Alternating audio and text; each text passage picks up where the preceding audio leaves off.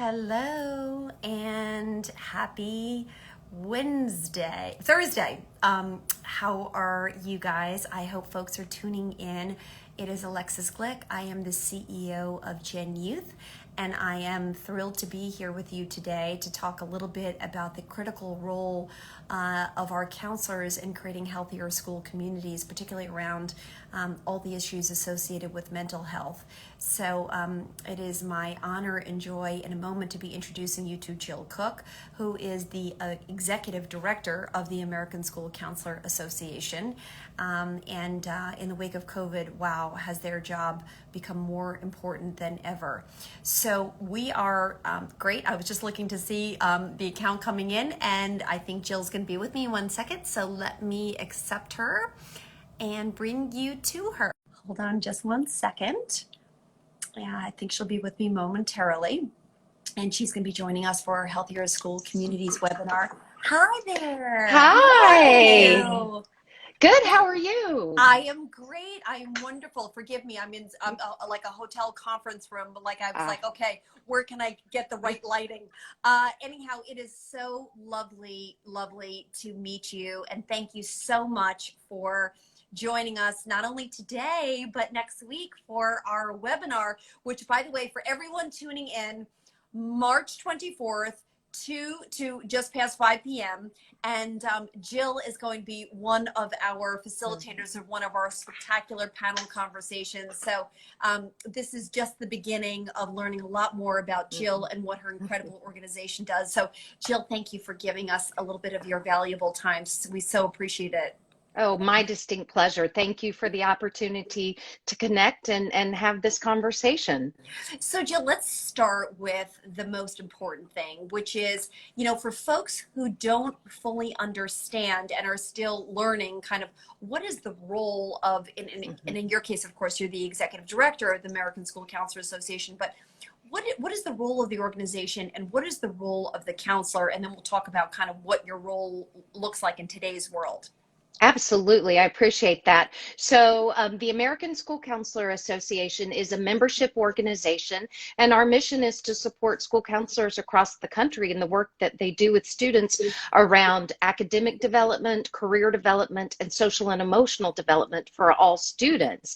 And I really appreciate the question about the role of the school counselor. So I was a school counselor in middle school a long time ago, and today's school counselor is very different from what we may remember that the guidance counselor was back in the day. Maybe you thought that they were there just to help you get into college or if you had discipline issues. But today's school counselor works with all students in a school, all students around those three areas: academic, career, social, and emotional. And they do that through classroom instruction, small group, individual work. And really the biggest shift is that this work is not reactive or just whatever the heck the school counselor wants to do. It's grounded and rooted in student and school data. And so a school counseling program for the year is developed based on those specific needs that students in the school has. So it's very intentional work. Outcomes are looked at to see what might need to shift or change. But the goal ultimately is what we all want in education for our students, is to support all students so they can be successful. Thank you, number one, because what you just demonstrated, which is, I think there's a lot of folks who need to better understand, not just the degree, to your point, where folks would think, oh, they're the college counselor, they're preparing me for my next act. It's like, no, they're taking care of your current act and helping set you up for success for your next act. So, Jill, bravo and kudos. There's so many questions, but let me just start with the most relevant one, which is COVID and the role of counselors, particularly in an environment in which even today 2/3 of school buildings are in some version of hybrid or distance learning scenario. How has that changed your job day to day, and how is it that you're able to touch, feel, and react to the issues that our kids are facing? Absolutely. And so certainly a year ago, as was with for everybody, the shift was pretty abrupt in terms of how we touch and interact with students. And school counselors, many of them, I mean, while there might have been challenges, made that shift doing that work virtually. School counselors were working with teachers and going into virtual classrooms, having small groups or small group conversations, meeting with students. I heard from some high school counselors that as they worked toward course scheduling at the end of the year and some of those things that require the one-on-one with the high school counselor and the student, that actually the virtual setting made it easier because there weren't barriers of time and transportation and after school activities. So, you know, there have been many positives that came out of this past year in terms of the accessibility provided by a virtual setting.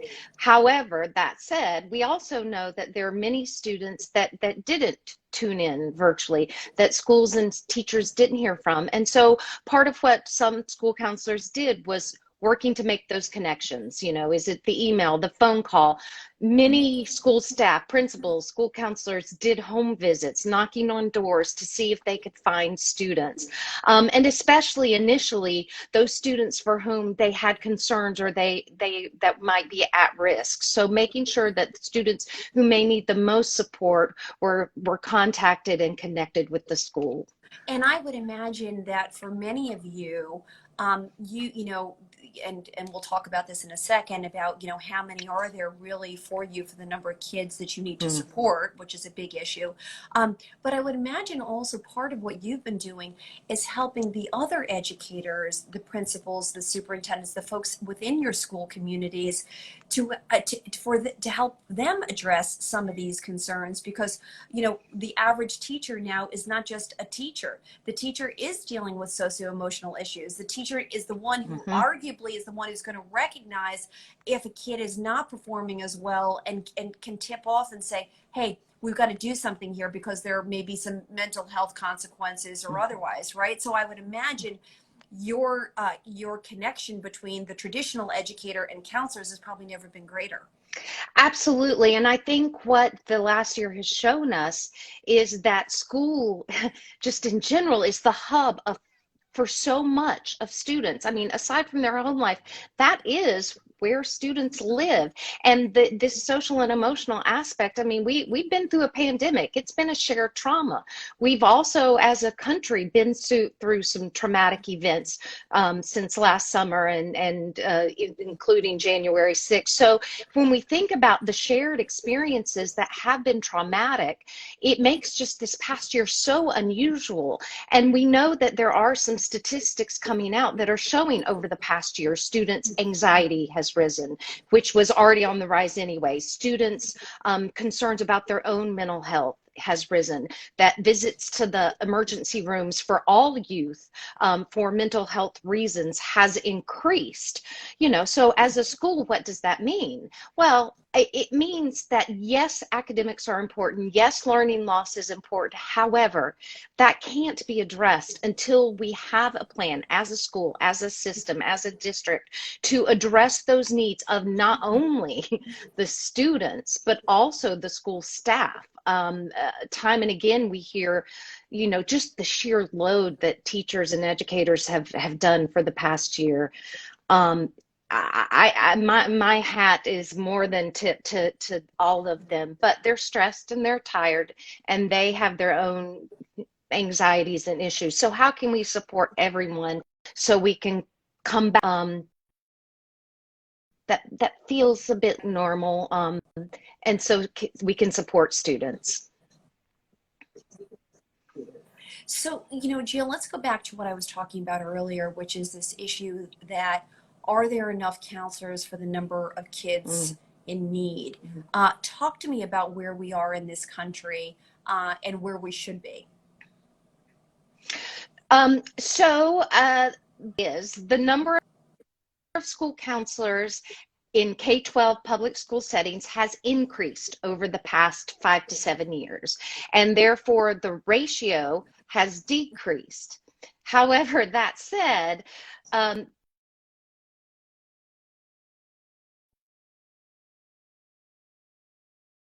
We know that there are one school counselor for every 430 students. So we're not at that optimal number. So the fact is we do need school counselors to understand the importance of this position and ensure that every student has access to a school counselor. Absolutely. When you mentioned the ideas around the mental health implications for kids,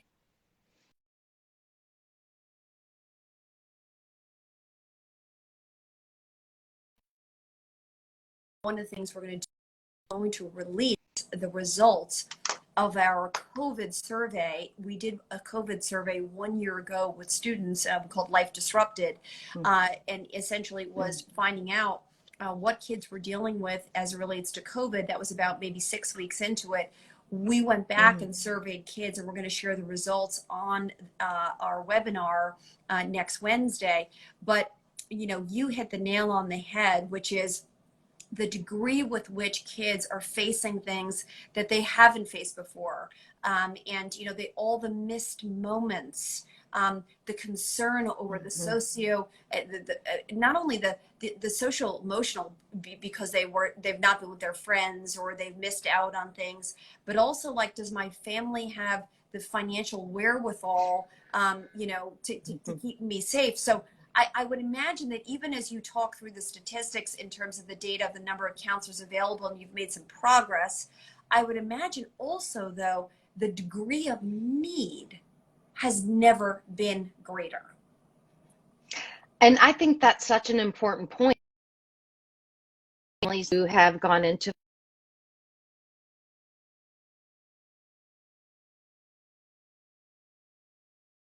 students hadn't had the peer interactions that are so critical to their development. So yes, the needs are massive. So as you sit here today, I'm curious, Jill, if we were sitting here with another Jill, if we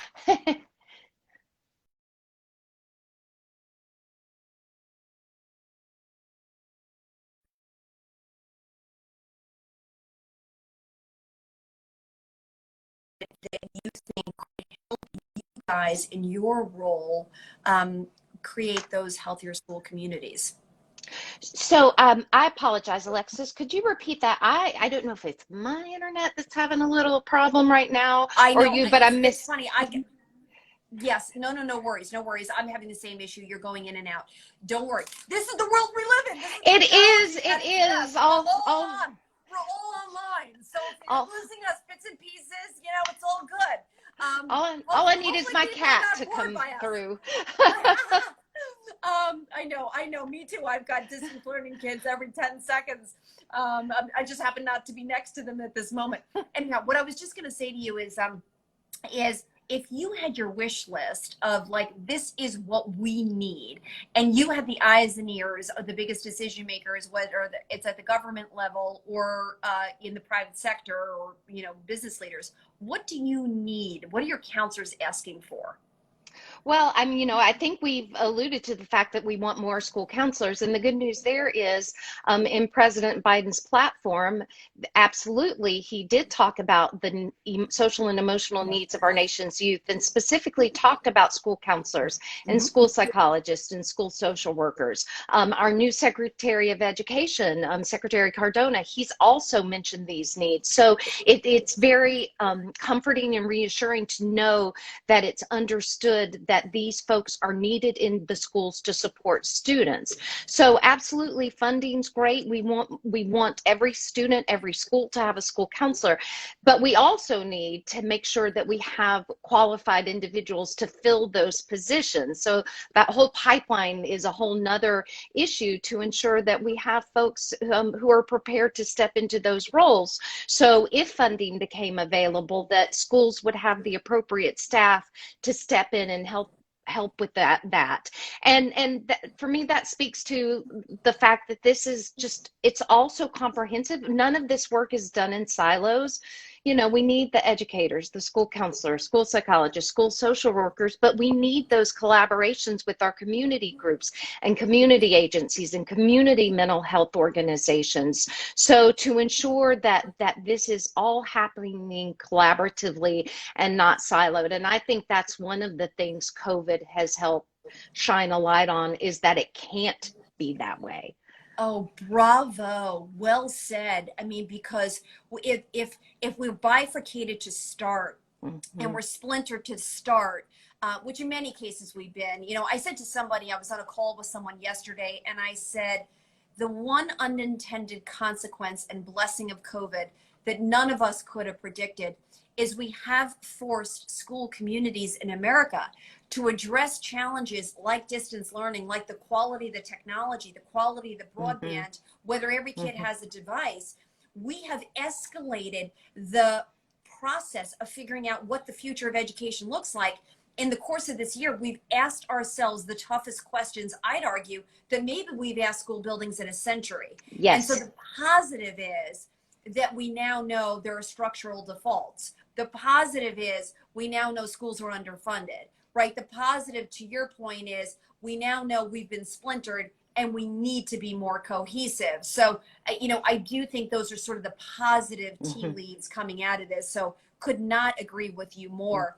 You know, Jill, as we close, we're so excited, obviously, that you're going to be a part of Mm-hmm. our Healthier School Communities Yes. webinar. By the way, I should say again, next Wednesday, March 24th, Healthier School Communities webinar. We're going to be hosting it. You can sign up for free. Go to genyouthnow.org. You know, and yeah, you're in. You'll see the agenda. It's spectacular. We have some phenomenal keynotes, some outstanding panels. And oh, by the way, as I said, we're going to share the 1-year update on our COVID survey with students to see how their life has been disrupted and what their life is like today. The insights are unbelievable. But you know, Jill, as we close, and you think about the role of healthier school communities, you Mm-hmm. touched on it before when you said hub of everything. Mm-hmm. What is the role of healthier school communities, and how do we need to make people smarter about the role you play? Well, you know, one of the things school counselors have spent a long time doing is ensuring that folks understand the role of the school counselor, and that they're used appropriately in the school setting and not for all the bus duties, all the lunch duties, all the things. We want school counselors who have master's degrees in classrooms doing this comprehensive work that is data-based and evidence-based, and because we know it changes student outcomes. So part of our role is to ensure that principals and superintendents and school boards know this today's It's role of this. necessary. It's Yeah, necessary, it's and put us in the classroom. Don't it, keep us on the side. exactly. Put us where, yeah, We're bingo. not ancillary. We're school counselors are not ancillary. They're integral to student success. I believe that down to my core. And so I think that's a big piece. And is if we can, and if we understand that and understand the role of the school social worker in doing this work, understand the role of the school psychologist, knowing we need school nurses, and then how is it? I think that, you know, we all get so used to being in our little silos or our classrooms or our worlds, but understanding that this requires a conversation, a serious conversation, ongoing conversations. It's not a sprint, it's a marathon in terms of how we do this work over time as school communities. And I think like as we said, you know, understanding so much of what impacts a student and families lies with the school in terms of their nutrition, their physical activity. They're learning these social and emotional skills, these resiliency tools, and because it's all about K-12 systematically building on all of this, so they leave us and can go wherever their journey takes them, whether it's to higher ed, work, community college, the military. You know, we want students who can go out into the world and help make it a better place. Oh, I mean, wow, so beautifully said. I mean, schools are ground zero today, especially for so many issues in America. As we close, I guess, just a last question as we close up here, because you just said that so perfectly. Is the biggest obstacle for you getting the funding within the school budget to hire enough counselors? I mean, just as we close here, what is that the biggest obstacle? It is one of the biggest obstacles, certainly. And the federal budget, accounts for just such a small portion of the education. For the school counselor roles and many roles, it comes at the state and local level. So absolutely, that's part of it, making sure there's money so that when tough decisions have to be made, principals and superintendents, they have to make tough decisions every day. And I perfectly understand that. But if they're going to have to make a budget decision, I want them to say, oh my gosh, we cannot lose the school counselor Yep. or reduce the number because they're too important to student outcomes and we must have them in our school. So part of it is, yes, making sure you have money, but then that other piece of making sure that those decision makers understand, know, have the appreciation for, see the results of a school counselor's work in a school counseling program. Wow. You are, Jill, I couldn't agree with you more. I Mhm. couldn't imagine a time, at least in our decade-long history at Gen Youth, where we work with and support 75,000 schools in America. I couldn't think Amazing. of a more important time for your role, for what your Hmm. folks do than today. And if we can't help you lift up and raise that voice Oh, even louder, we're doing something wrong. So we're going to do everything in our power to help you get that message out, because I think it's mission critical. I am so excited to see you next Wednesday, the 24th. And thank you so much for joining us and being a part of our Healthier School Communities webinar. Thanks to you and what you're doing and what your members are doing. I really believe you're changing lives and saving lives. And wow, there's a lot of work to be done, not just for kids, but I think for a lot of us adults who have lived through this and experienced different types of education and just a loss of a traditional learning environment. So thank you, thank you, thank you from the bottom of our heart, oh, and so excited to see you in a little less oh, than a week. oh, thank you so much, Alexis, for having us and letting me talk about school counselors and the importance of them in schools. I appreciate it. Looking forward to the panel next week. And thank you and Gen Youth for all you do as well. Oh, well, absolutely. Amen. Our work is connected to your work. We like one plus Yes, one plus one is far greater than three. No one of us are doing it alone. So thank that's you. right. Have a wonderful rest of your day. Thanks to everyone tuning in. Don't forget Healthier School Communities webinar next Wednesday, March 24th. Go to genyouthnow.org to sign up. It is free and you'll get to see us. Take Have a care. great one. Thank you.